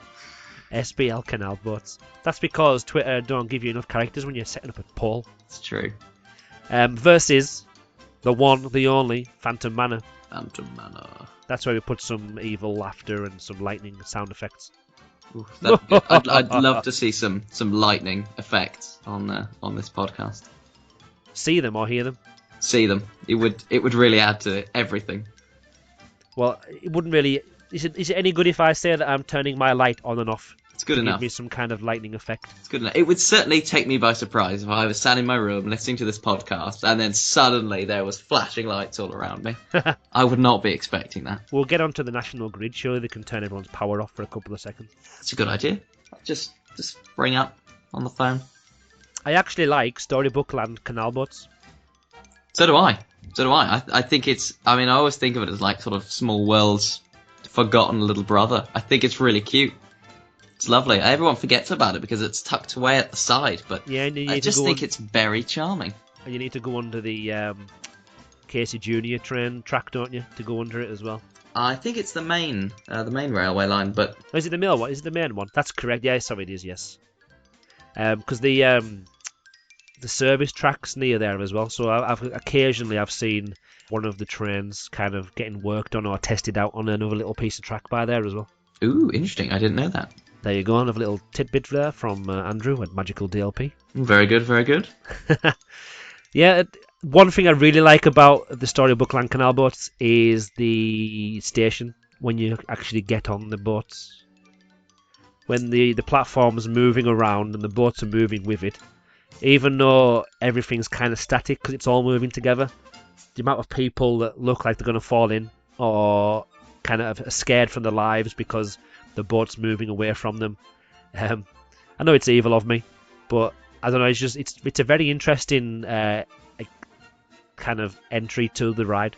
See, I think that's cruel because I'm one of those people that's like, oh, I'm going to die boarding this. This is terrifying. How do I step from a moving platform onto a non-moving platform when I'm getting off of this thing? It's very terrifying. Especially when it's wet. That's even funnier. But yeah, I like the fact that because it's all in daylight, you can see everything that's happening, and you're not kind of Disneyland Paris or the Imagineers aren't directing you to look at certain things because of the lighting or the way the vehicles are pointing. So you can look around at all the little mini scenes. You can take nice photographs because it's going nice and slow and the light's really nice. Yeah, it's just a nice, as long as it's sunny and it's not raining. Yeah, it's a nice little ride. And of course, it's almost part of a bigger scene, really, because that sort of whole little enclosed area past the railway has Casey Jr. going around it. You've got sort of the big castle on the hill that Casey Jr. goes around. So I always feel that the canal boats are part of that as well as the sort of nice little model scenery to look at. Yeah, very nice. But it didn't win because it was up against Phantom Manor. Yeah, it didn't stand a chance. And again, we've done a Phantom Manor podcast. If you want to listen to that again, you can catch us on iTunes. 88% of the vote for Phantom Manor. It was always going to win. It was. Because it's not a roller coaster. It's not. It is scary, especially for certain audiences, younger audiences, or those who have crazy, active imaginations. But it's one that's not going to go too fast. It's not going to skip. There's no loop the loop, so it's accessible for everybody. And and it's again, even though it's a good thing that it's unique to Disneyland Paris. Obviously, it's based on Haunted Mansion in America, and there's also, is it Mystic Manor? I think we've got in Tokyo. Hong Kong, I think. Hong Kong, Mystic is it Manor Hong Kong? Yeah. Don't think they have an equivalent in Shanghai, interestingly. No, that's right, yes. Don't think that got carried across. So it's kind of our own little version, and because it's all based on Thunder Mesa and all that kind of stuff, it just works so well. Indeed, having the story of Melanie Ravenwood really pulls it all together and really makes it something that's, I mean, not entirely unique to Paris, because most of the scenes are synonymous with Haunted Mansion, but it's got its own story to tell, and of course the fantastic manor on the hill. It just looks perfect. It's gorgeous. And if that wasn't there, especially at this time of year when the whole of Frontierland's closed down, then there would be nothing in Frontierland whatsoever, and you might as well just wipe it from the map. But yeah, like I said, if you're on Big Thunder Mountain looking towards Phantom Manor, it kind of adds to the story. And then if you're on Phantom Manor steps looking out towards Big Thunder Mountain, again, it all works so well together. Probably now, because obviously we're talking about Buzz Lightyear being in Discoveryland, and other parts, other themed areas or other lands have lots of different styles now. I think that apart from when the Frozen Summer Fun is in the Chaparral Theatre, which luckily you can't really see from Big Thunder Mountain or from Phantom Manor, everything just still works as it did the first day of opening. There's nothing new sticking out like a big shiny Buzz Lightyear in Frontierland. I think that's very true. It's a land that's really still got its character. And it kind of links in with the Hotel Cheyenne as well. So I always have memories. I always loved cowboys. I always loved the Old West and the Western feel. And it all kind of came from Disneyland Paris as well. Staying in the Cheyenne and walking around Frontierland and being on the attractions in Frontierland. So I'm glad that Phantom Manor went through to round 3. Good stuff. Here's another French one for you. Are you on the website? Sure, why not? Go on. Le Dernier du Dragon. Oh, Dragon. Versus Flying Carpets over Agrabah. I mean, I personally, I think this is an easy decision. I'm glad it went the way it did. Yeah, we discussed Flying Carpets over Agrabah very, very briefly when we were talking about Dumbo. It's very similar, isn't it? It's just an up and down, roundy, kind of an off-the-shelf theme park attraction, really, isn't it? You'd expect to see this kind of attraction in a Flamingo Land or Thor Park or even just your local fun fair that are visiting your town. Can I just say, you're the first person I've ever heard mention Flamingo Land. There we go. Brilliant. I didn't think anyone else had ever been there. Fantastic. To be honest, I don't even know if I've been there before. I think I've just went past the sign. If I remember correctly, it's like half zoo, half theme park. That's correct, and yeah. They've got some like really strangely quite decent roller coasters there. Like they've got what's effectively an equivalent of the Tron ride at Shanghai, but with motorbikes instead. Yeah, so like you sit on the motorbikes and you get launched out. It's quite good. Well, there we go. That's our top tip. If you can't get to Shanghai and you want to go on the Tron ride, go to Flamingo Land. Yeah, go north. Yeah. That should just be the. We should just put that as a hashtag. Go north. Go north. Hashtag go north. I mean, as Simon West, personally, I don't like that, but fine. Also, near Skegness, there's a place called Fantasy Island. That's a theme park that not many people have ever been to or know about. And that's got some pretty decent roller coasters as well. If you've ever been to Butlins in Skegness, or you're thinking of staying and having a staycation, I would recommend that. But that's a kind of theme park or kind of amusement place that would have flying carpets over Agrabah type attraction. While we're talking about obscure theme parks, I'm pretty sure Wales only has one theme park. It's in Pembrokeshire. It's called Oakwood. Again, tiny little theme park, not that great, but has the most fantastic wooden roller coaster in it. It's genuinely brilliant. So, you want a wooden roller coaster in this country, you go there. So what we need to do is win a few billions of pounds on some kind of lottery, buy up all these attractions from all these obscure places, and slap bang in the middle of the UK, we need to build the ultimate theme park. Yeah, I mean, I think Paramount are trying to do that, but... But we could do it better. Everyone thinks that the Paramount Park is Disneyland in London. Well, that's because the media keep reporting it as Disneyland London, which just... If you were Paramount, you'd be so annoyed at that. But also people are now talking about it, which they probably won't have been if it was just Paramount Park. It's probably true. Yeah, 88% for Phantom Manor. We've already said that. We're on Le Ténèbres de Dragon. 77%. It is an animatronic dragon. It is the only castle that has the interactive... it's not really interactive, but the animatronic dragon underneath the castle. It is a nice feature. It's still... Pardon me. It's still pretty much hidden as well from a lot of guests. It is, you sort of have to know it's there. It's one of those things that you can just sort of think, oh, I'll go down here, and then, oh, crikey, there's a big dragon there. And I do believe, when the park opened in '92, do believe it was the largest animatronic ever made. Why isn't there a sign up that says that? I don't know, they could just put one on the back. Well, probably because it's really dark in there, actually, and you wouldn't be able to read it. But then again, if you had to have the dragon just breathe a bit of fire every now and again, spread some light around, and you'd be able to go, right, there we are. That's one thing it's missing. Fire. If it had fire coming out of its mouth, then when it's raining, you just go underneath the castle, a quick blast of the breath from the dragon, and you'll be dry and ready to go on. Speaking of getting wet, you don't get wet on this attraction, but it's based on water. Crush's Coaster versus Indiana Jones and the Temple of Peril. See, now this is a really interesting one, because they're both sort of small roller coasters. I say small roller coasters in the sense that they're not kind of big e-ticket attraction type roller coasters. They both sort of get strangely large queues for how good I think they are, and they're both sort of overshadowed by the bigger roller coasters like Space Mountain, Thunder Mountain, but they're both really good fun. So how do you choose between them? I can choose between them because I still haven't rode Crush's Coaster. Boring. Even though it was on my list of things to do this time round. I'm disappointed in you, Andrew. You've let me down now. It all comes down to what I was saying before. If I am there for a day and a half and I want to do everything, Crush's Coaster doesn't stand out to me as something I need to waste like 2 hours of my life for waiting for in the ride or queue system. I don't know. You can get away with 40 minutes in the Crush's Coaster queue. Mind you, that's about the best it's ever going to be.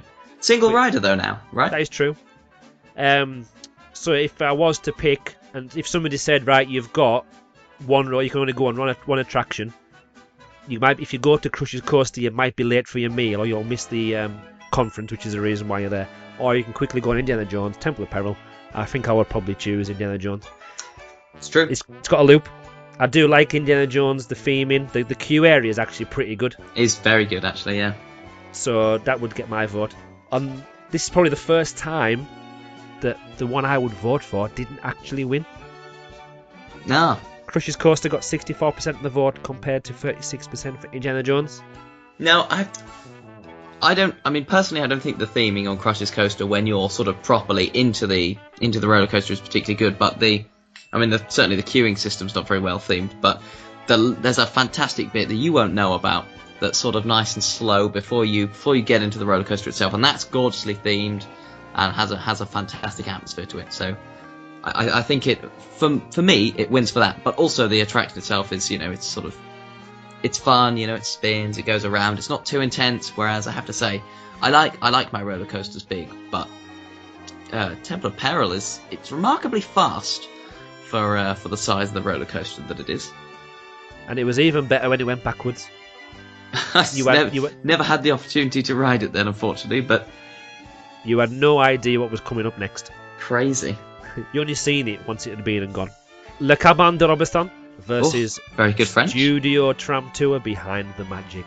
Behind the Magic. Well, there's not much behind the magic, is there really? Oh, there's not much magic, to be honest. I feel bad. I'm sorry, Studio Tram Tour. I'm sorry. Yeah, I remember. Well, trying to remember a long time ago when I first went to Walt Disney Studios, seeing videos from the American parks and the American tram tours, and obviously you have Catastrophe Canyon kind of imprinted on your mind when you're going onto it. And when you go on my first ever ride of Studio Tram Tour, I kind of forgot about the rubbish props that I was looking at and forgot that there was the video on my carriage or tram was broken, so I just occasionally seen the flicker of a guy or like tour guide popping up every now and then and going off again. But getting to the Catastrophe Canyon, it was a real spectacle, and the effects and the water and the fire and the movement of the oil tanker, so impressive. And you kind of think, yeah, that's good, you'll do it again. But as you do the attraction more and more, you soon realise that, wait a minute, there's actually nothing much other than this really nice big Catastrophe Canyon bit, and it just kind of is a waste of space, really. Well, is that harsh? yeah. Is that harsh? Probably not, because in terms of that particular park, if you're going to expand anywhere, you need to sort of expand where that attraction currently is. It's just, I mean, it limits the growth of that whole theme park by having such a long road going across it, you know, connecting what's currently Catastrophe Canyon and the London Sea on the other side. You know, one of those needs to be moved completely out of the way. So does the station, really, so that we can expand the park out. But I mean, it is staying for another long foreseeable future, really, because that has been included in the major refurbishment schedule up till summer next year. So, I mean, we don't know what's coming yet. Rumours have said Star Wars, Marvel, and maybe Cars as well for Catastrophe Canyon, but we're not really sure. These are only very vague rumours. See, that would... if them vague rumours were to come true, that would be just enough to get me to go on the attraction again. Yeah, no, I would agree. I think it needs to be changed, but frankly, I think it needs a fundamental rethink of what it is as an attraction, because the whole studio thing, it's not really cutting the mustard. No, because but then you can't you're going to keep the name Studio Tram Tour, really, aren't you? Or because they're not going to rebrand the whole thing to something else. Well, so it's kind of... You never know, then you could pretend it's a completely new ride. Like they seem to do with Space Mountain Mission 2. There you go. Studio Tram Tour Mission 2. Mission 2. There we go, that'll do. De la Terre à la Catastrophe Canyon. Le Cabane de Robinson. I wanted to do this one this time, and it was closed for refurbishment. Yeah. Because I'd heard so much about the actual tree and what it was like at the top and the view you possibly can get when it's a nice sunny day. Great. So I really wanted to do it. I haven't done it yet. This was a close vote, and I'm surprised at the way it went. But not having done Le Cabane de Robinson, I can't really argue its case. Is there anything that stands out as to why you feel that one maybe should have won? No, not really. I think the reason though why it was so close, we've mentioned, you know, people have some problems with Studio Tram Tour being a bit old now, you know, needing to be updated. Well, actually, the Robinson Family Treehouse needs that as well. A lot of the water features and stuff haven't worked, you know, sort of props are missing because they've fallen off or something. It needs a good tidy up. It needs a good refresh. So I think the reason why that vote actually is so close, and why perhaps neither of them really deserves to win or lose, is that they're both attractions that need a bit of TLC. Quite a lot of TLC. They do. And they seem to be both getting it as well. So, fabulous. That's quite good. It's what we like to hear. Maybe by the time we've done round 3, we might be able to talk about Studio Tram Tour's improvements and refurbishment, because Studio Tram Tour went through to win 51% versus 49%. It's very close. That is the closest of round 3, actually. Isn't it? I'm just double checking my own facts now. I mean, it sounds right to me, but... It is, because it was 42% for Motors Action and Disney Studios 58%. So that's a massive difference. What am I talking about? This is where I cut this bit out. Discovery Arcade and Liberty Arcade was the closest one. That was it. That's why I'm not a maths teacher, can you tell? Ugh, maths. It's a boring subject anyway. Princess Pavilion versus Cinemagique. There's completely no similarity between either of these. No, I mean, how do you compare the two? I mean, for me, I think there's an obvious winner, but that's because I don't go around trying to get pictures with princesses.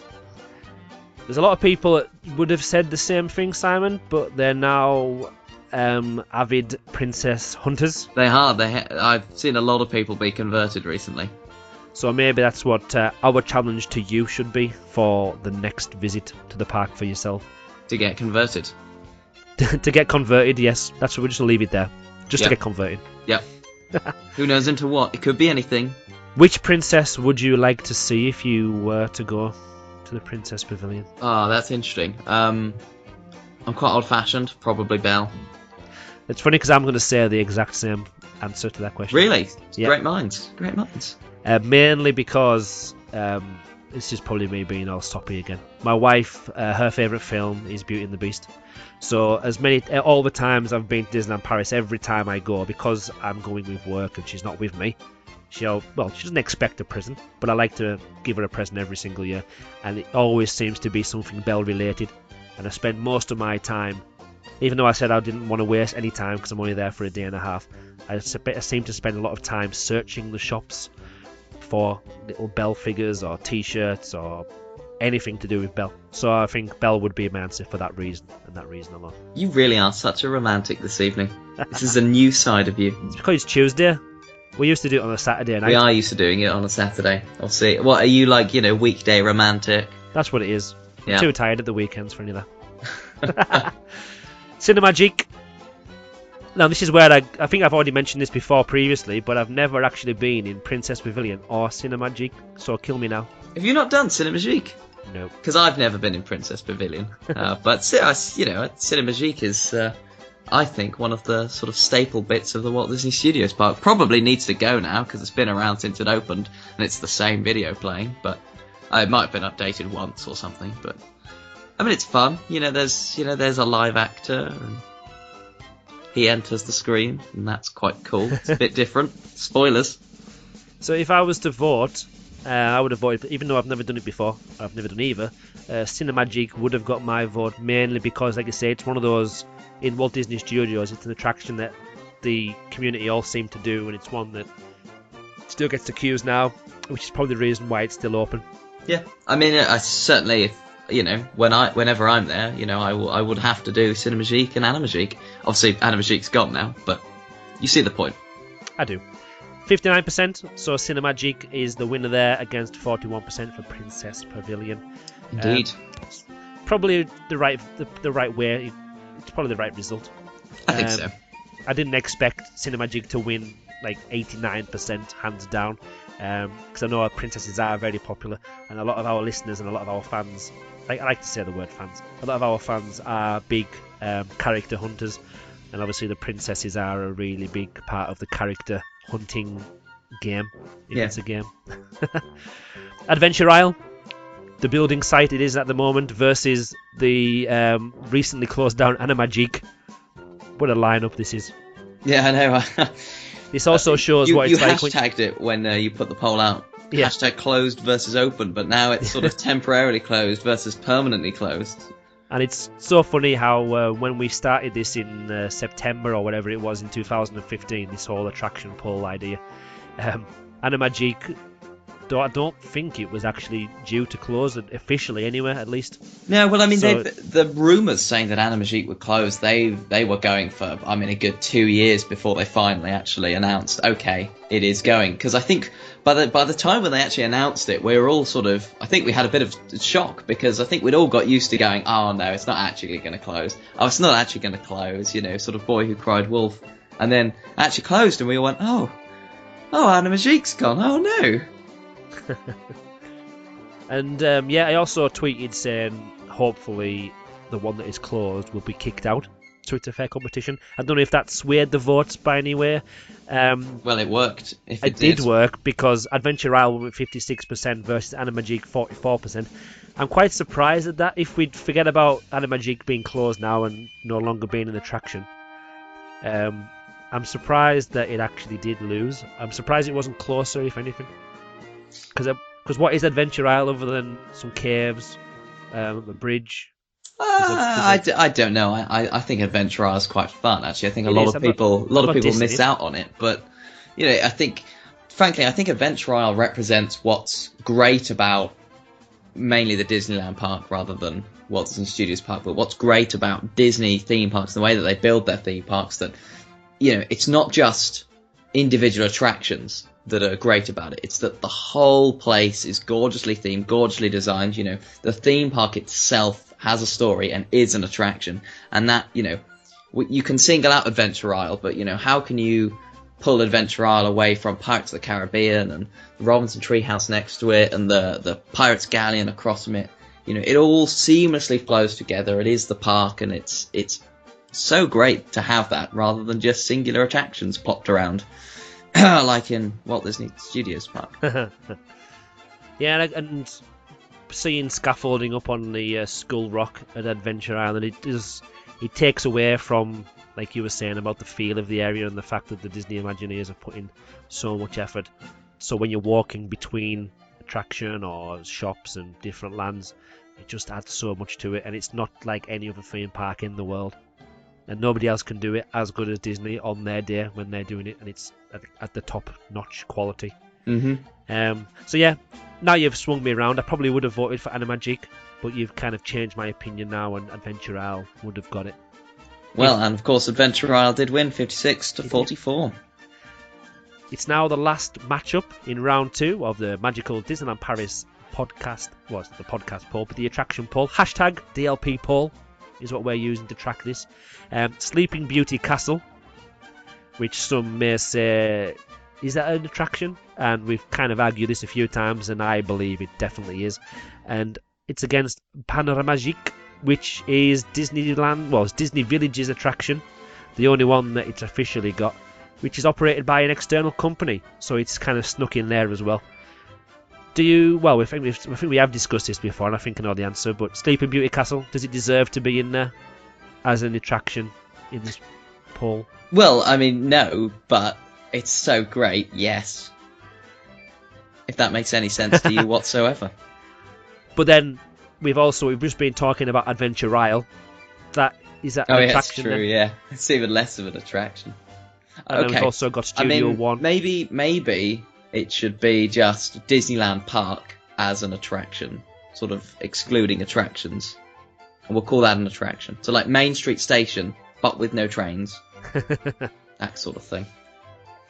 But it is, if you're talking about weenies as you were before, it is the biggest weenie of them all.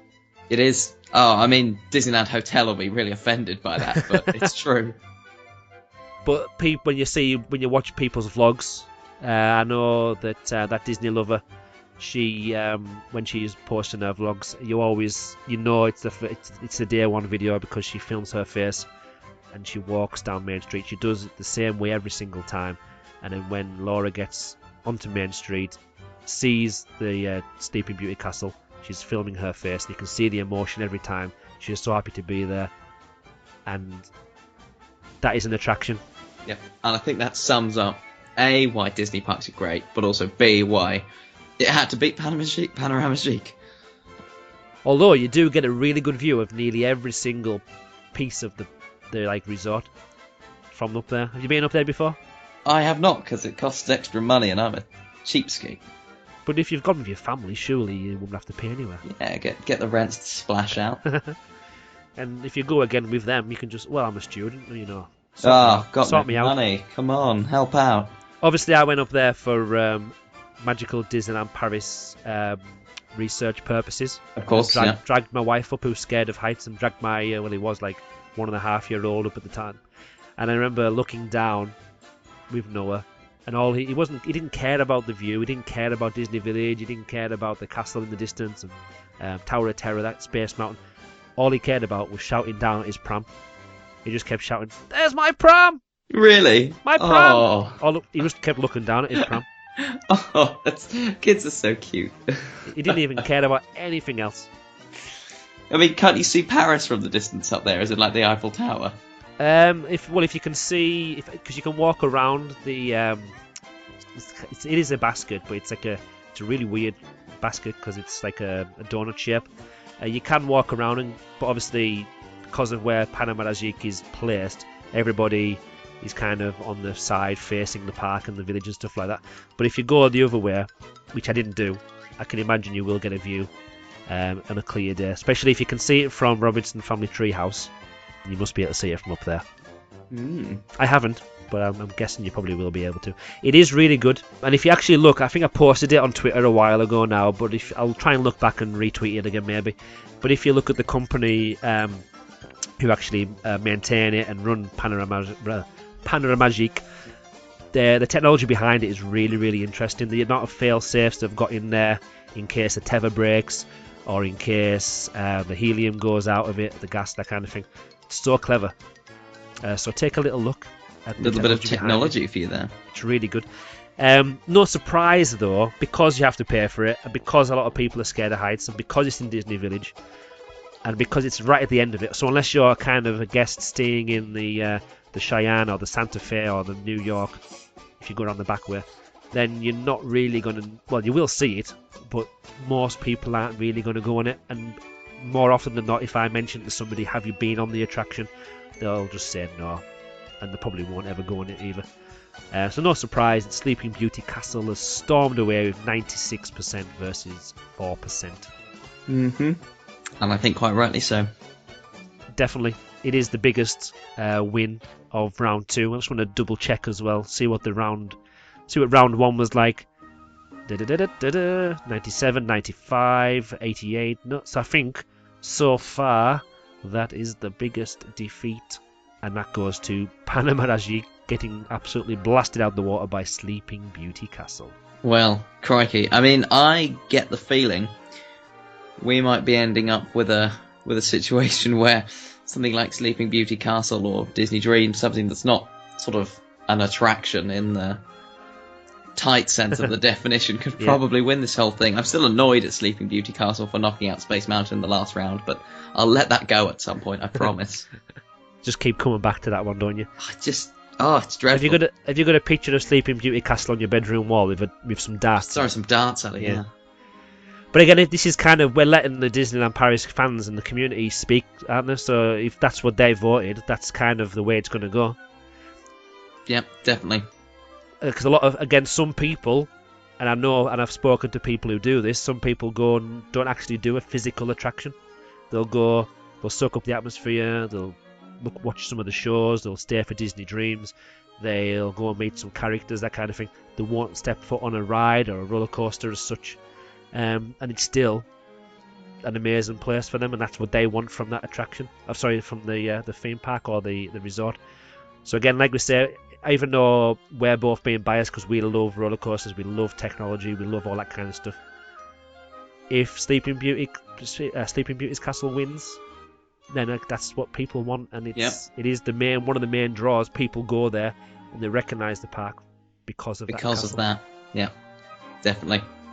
And that brings us to the end of going through each attraction matchup. So that's round 2. Just to give you a little bit of a teaser, if I just go to my lovely spreadsheet that I've been using. I will share all this when we finish, by the way. I'm not going to read all of them out because I don't want to spoil them when it comes up. But one of the matchups is Big Thunder Mountain and the Tower of Terror. Oh, that's a good one. Oof. That is a very good one. That's the only teaser I will give you, and the rest of them, as soon as we release this podcast, we will then start with the round 3 of the poll, and then we're not far off from the quarterfinals and semi-finals. Oh, very exciting. It is. I was going to discuss some other stuff. I'll quickly mention what we mentioned before briefly, our YouTube live video chat. Me, Jeff and Steve. Hashtag DLP chat if you want to follow that on Twitter. Just a hashtag at the moment.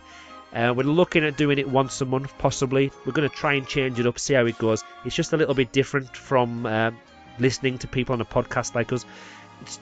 I think last time we done it was a Thursday evening, and it seemed to be quite good for most people. So if you follow us on Twitter, we'll tweet that out at some time, and we'll get a date in the diary. Also, like I said just then, we can follow the polls for the round 3 of our Magical DLP attraction poll. You can follow that by following the hashtag DLP poll.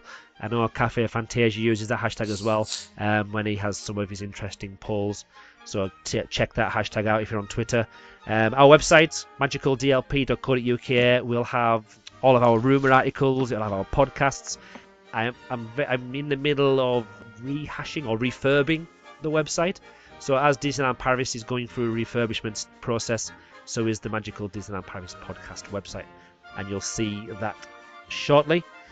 I was going to talk about a little trip report from when I was there in February, but we've went on for quite a long time, so I'm going to leave that.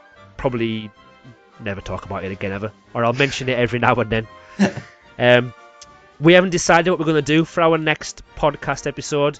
If you've got any ideas, if there's anything you're itching that you want us to talk about, then you can let us know via our website, via email, podcast@magicaldlp.co.uk. You can follow us on Twitter or on Facebook. So Simon, have you got anything else you want to say before we leave? I'm still mourning the loss of Space Mountain from this attraction poll, but never mind. We'll have a fantastic winner in the end, and I can't wait to see what that is. Yeah, we should have put some money on this. We should have went to the bookies and said, "This is the betting that we should be focusing on. Forget about the Premier League." I mean, this is bigger than Eurovision as well. Come on. Oh, don't forget to leave us a 5-star review. We haven't had one to read out this time, so it's probably our fault for not getting a podcast out for a few weeks. Or Very true. Months. But if you like what we are doing, don't forget to leave us a 5-star review. Get in touch, podcast@magicaldlp.co.uk. Don't forget, let us know what you want us to talk about. Is there an attraction we haven't covered yet that you want us to look at and investigate and do some research on? Do you want us to have a week or an episode without Simon and get a guest in to talk about Ratatouille? That can happen. The option's always there. It is indeed. If you don't let us know, then we'll just pick what we like. I'm very tempted to do one about Hotel Cheyenne, but you haven't stayed there, have you? I've not, no. I think between us we've covered most hotels. Well, I've only stayed in 2. Santa Fe and the Hotel Cheyenne. I can't remember staying in some other ones. It's okay. We just do the ones we're interested in. So yeah, let us know. I've said it about 10 times now, but I'll say it again. podcast@magicaldlp.co.uk, and we'll catch you again for another episode. Until then, goodbye. Goodbye.